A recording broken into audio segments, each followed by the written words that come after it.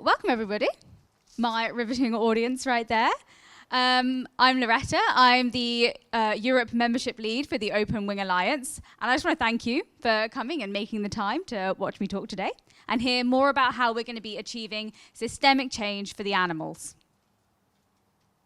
So I'm going to go back on my own journey a little bit. Just a few years ago, I fundamentally misunderstood the suffering of animals in industrial food production. Yes, I was vegan, but I was driven more by the perceived environmental benefits rather than the animal welfare. But after educating myself, the truth became apparent. Even if farming became sustainable, it would never be justifiable. In the time that we have been sitting in this room, nearly 1 million non-human animals have needlessly lost their lives in the name of human sustenance. We all know that factory farming is the unfathomable beast that is maintaining the suffering of hundreds of billions of sentient beings, and is arguably one of the biggest challenges that we face as a movement, without even starting to think about the non-farmed animals. We often favor this fictionalized, compelling story of the lone activist being able to defeat every major corporation. And while I would love this to be the case, I think the reality is far more complex. Change, of course, does start with small shifts and individuals. Laying the groundwork and that individual leadership and advocacy is always going to be vital. But the global industrial food system is complex. It's the most sophisticated, entrenched machine in human history. And believing we can dismantle this with fragmented efforts is just going to hinder us, and it's not going to be able to do much for the animals. The power to fundamentally change these systems does not rest solely with individuals, collected grassroots efforts, or single organizations. True transformation is going to require us putting aside differences in approaches and ideologies and coming together, turning ourselves into the entity to rival the food industry, but instead we're fighting for the animals. We're all here today because we share a desire to make change and fight back for the non-human animals suffering globally. And yes, we are going to inevitably disagree on the best path for animal liberation. I want to focus today, though, on how we can still unite and stand together, even when, and especially because, we disagree and have conflicting priorities, ideologies, and approaches. The idea of an alliance is far from novel. There have already been brilliant examples across the movement. Fur-Free Alliance, Eurogroup for Animals, Animal Activism Collective, just to name a few. And I want today to talk a little bit about my own personal experiences having joined the Open Wing Alliance, or OWA, which have shown me both that alliance is key to bringing down the systemic problem of factory farming, and also it's going to be key for maintaining our movement from a human perspective. So like I say, I stand here very privileged because I get to work to support the organizations who make up the Open Wing Alliance. I wake up every day and I get to see them taking down factory farming industry piece by piece. So for anyone who is not aware of the OWA, I'll just give a quick little potted history. So the Humane League started as a US-based organization aiming to reduce the largest form of animal suffering at the moment, that is the caging of hens for laying eggs. They recognized that the greatest impact would lie in targeting the corporations in charge of those supply chains. And so they began to pressure companies to commit to cage-free sourcing. And when they were ignored, they dragged the reputations of those companies through the mud. Following successes in the US, though, against those big giants like Walmart and McDonald's, they wanted to see that their commitments were applying not just locally to the US, but also to global, so that they could impact chickens around the world. So they started and they had the successful offshoot of the Humane League UK, but they also tried some attempts in Japan and Mexico, which they were finding very resource intensive. And they realized that actually they were missing the obvious solution here. There are already organizations globally doing amazing work for animals and doing amazing work for chickens, already pressuring companies having wins. So what they realized is they didn't need new offshoots. What they needed was unity, alignment, a way to ramp up their impact as a collective. So THL invited 6 European-based organizations at first to come together for the inaugural meeting of the OWA in 2016. And since then, we are now a collective of over 80 organizations in more than 70 countries. We cover nearly every region of the globe, although thankfully not the Arctic, because humanity hasn't lost its mind completely and started farming chickens there. We now have a clear set of goals, and simply put, the OWA exists to end the abuse of chickens worldwide. But something I personally think is even more important, we exist to strengthen the global animal welfare movement. What I really appreciate about the model of the OWA is that it's not intended to place THL or any one organization as a dictator of strategy or force groups to comply with a fixed framework. Yes, global work is hyper-focused on cage-free initiatives, and that's what our global campaigns focus on. But we also want our groups to maintain their autonomy and build up local power, which is actually going to be key for enabling that global shift so that we can see the fulfillment of those global commitments. It's working in tangent together.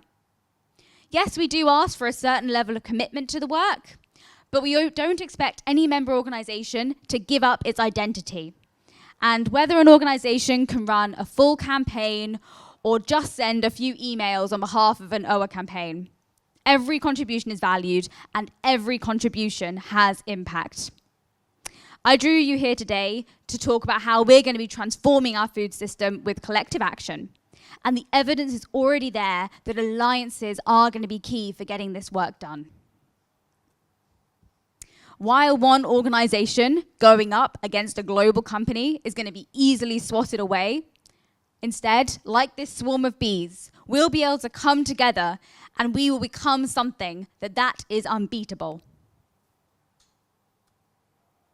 So I'm going to move on and talk about some of my own observations being with the OWA, proving to me that alliances in general are not just transforming food systems, they're going to be key for maintaining ourselves as organizations going forwards and doing the best for animals and for humans.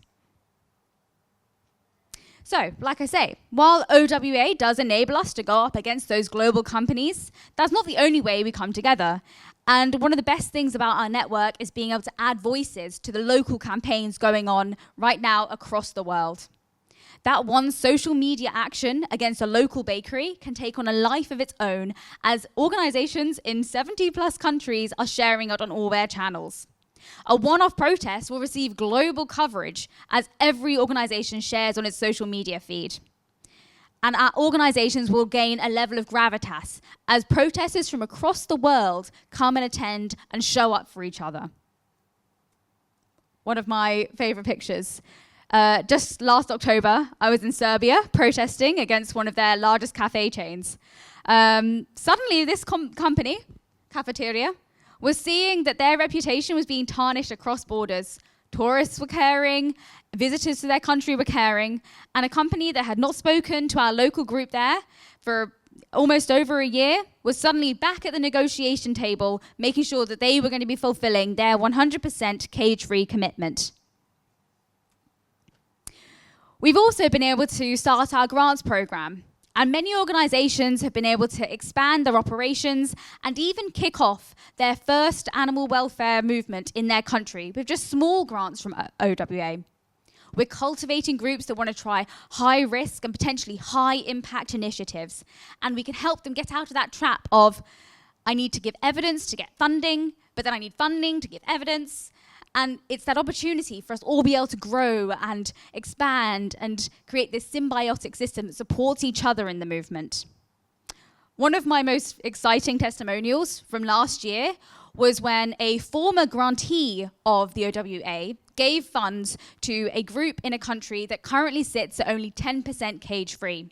And it meant that this group could now launch their very first investigation. Now they are about to sign a deal with their second biggest retailer to go 100% cage-free by 2027, which is going to be a massive shift in their industry and is about to kick off everything for the chickens. It gives me hope that our food system can change on a global level. Another key weapon we have against the animal exploitation industry is knowledge, information. I don't know about you, but I think in the past I've spent a lot of time wasting it, trawling through industry data, tables, and that's holding us back from taking real action. We need to make sure that knowledge is being shared across the movement, across every channel. And additionally, we're going to be able to formalize, centralize, have globally reaching reports that make us look more credible, more informed, and show companies that we know exactly how to hit them hard.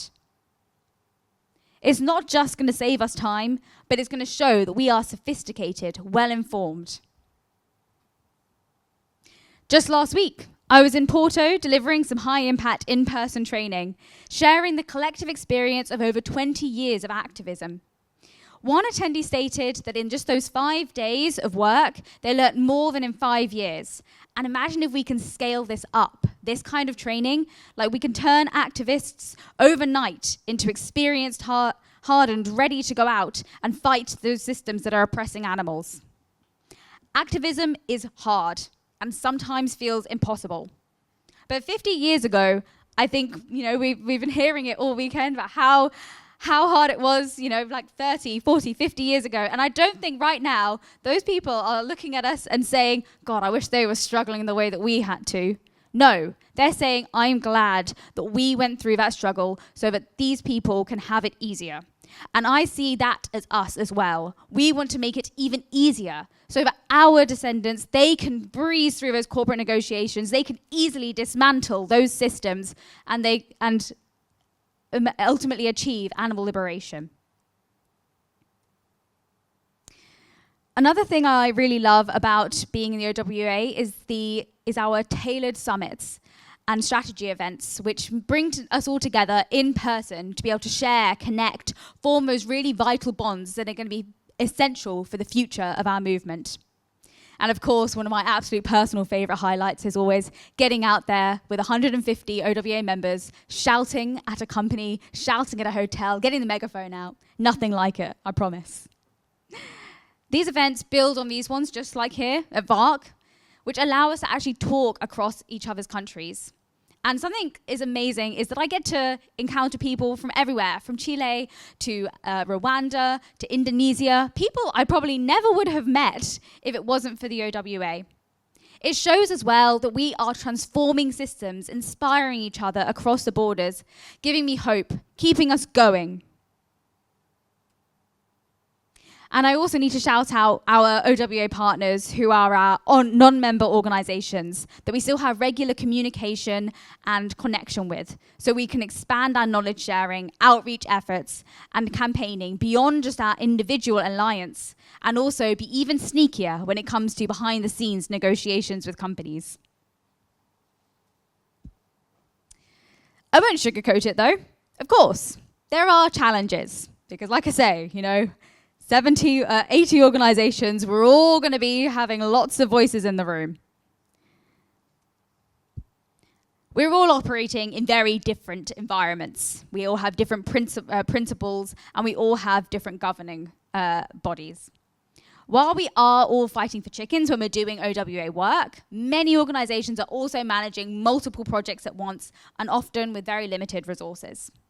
We need to be able to anticipate this and coordinate our actions effectively, which is definitely a challenge when it comes to considering every group individually.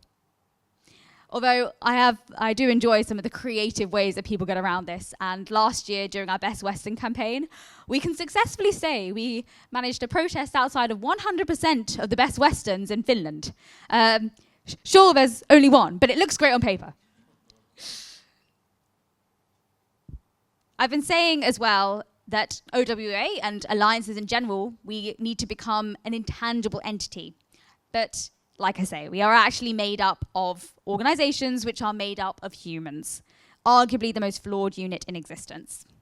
We are susceptible to being unpredictable, defensive, argumentative, and of course, suffering from the dreaded burnout. I was really touched this yesterday by Melanie Joy's burnout workshop, and it really just highlighted that we always need to be aware, we always need to be proactive of this. And while, as much as I'd love to say I'm always aware of this in myself, and I'm always trying to encourage this in others, it can sometimes fall on deaf ears, both internally and across the alliance, and we can't always anticipate that. What I love most about my job is the ability to engage with such a diverse range of voices across the movement. But additionally, this is a challenge because I need to be able to adapt to all the different working styles, different time zones, navigating disagreements. And of course, while OWA is my full-time job, for many people it's just a component of a larger picture of their work, and I need to appreciate that. Alliances are also susceptible to what I've coined the democracy trap. We want to make sure we're making decisions as a collective, but that does sometimes hinder us, slow us down from taking immediate action. And I think there's also something that, as a movement, I think we want to see ourselves as, breaking down systems and being outside of conformity. But actually, sometimes we do need to conform and have processes and document and actually come into convention. It feels really wrong, even though it's right. It's also always at the back of my mind, this certain fear that we as coordinators of OWA here at THL are asking too much of our groups. I know that there is a fine line to balance between knowing that we are contributing to a mutually beneficial relationship, but also that we're asking too much of them. And additionally, we need to consider the fact that many organizations have different levels of resources, and what we ask of massive groups like L214 and Mercy for Animals, which are large global organizations, is going to really differ from what we ask of Vega Zajednica in Serbia and Farmlat Verdelam in Hungary. And just on that last note there, definitely the biggest challenge I face, organization pronunciation fears. Took me an entire week practicing saying Vega Zajednica in front of the mirror before I got that right. So yeah, I've spoken about the benefits, the challenges, and I thought I'd just share a couple of my favorite moments since I started working with the OWA in 2024. So my actual first exposure to the power of OWA was when I first started at THL, and they were riding the high of the Kewpie victory. So for anyone who doesn't know, Kewpie Corporation is Japan's largest egg purchaser, accounting for about 10% of the country's egg volume. And here in Europe, we know them from the popularity of Kewpie Mayo, which has blown up on social media in the past few years. Securing a policy with Kewpie was going to be vital because Asia houses nearly 70% of the world's laying hens, and yet animal welfare progress is notoriously slow here. OWA decided that this was going to be their target, and they were fueled by other wins over Jollibee and Toradol, which are other Asia-based companies. But there were many considerations they had to take when they were tackling a Japanese company. Japanese colleagues highlighted to us that we needed to prevent Kewpie from framing this as Western overreach. And there were strict defamation laws in place, which meant we couldn't rely on the ground protesting, and we couldn't rely on being able to find information about executives. To bridge these gaps, we formed a campaign advisory committee, which made sure including all members from across the globe from all 4 regions. And it was because of these diverse insights, we were able to develop a new phase of campaigning. Rather than just jumping straight to shaming Kewpie, we included a positive round of campaigns. It also facilitated localization of assets, and it meant that multiple countries were participating in action parties and showed that no region was going to be letting Asia getting away with abusing animals. We were all showing up for each other as a global alliance. The result was transformative, a milestone in the Asian animal welfare movement. Kewpie worked with us to agree a 100% cage-free production for foreign markets, but it was also meant that they would already be annually Sorry about that. They would also immediately impact 700,000 hens annually in Asia in their market.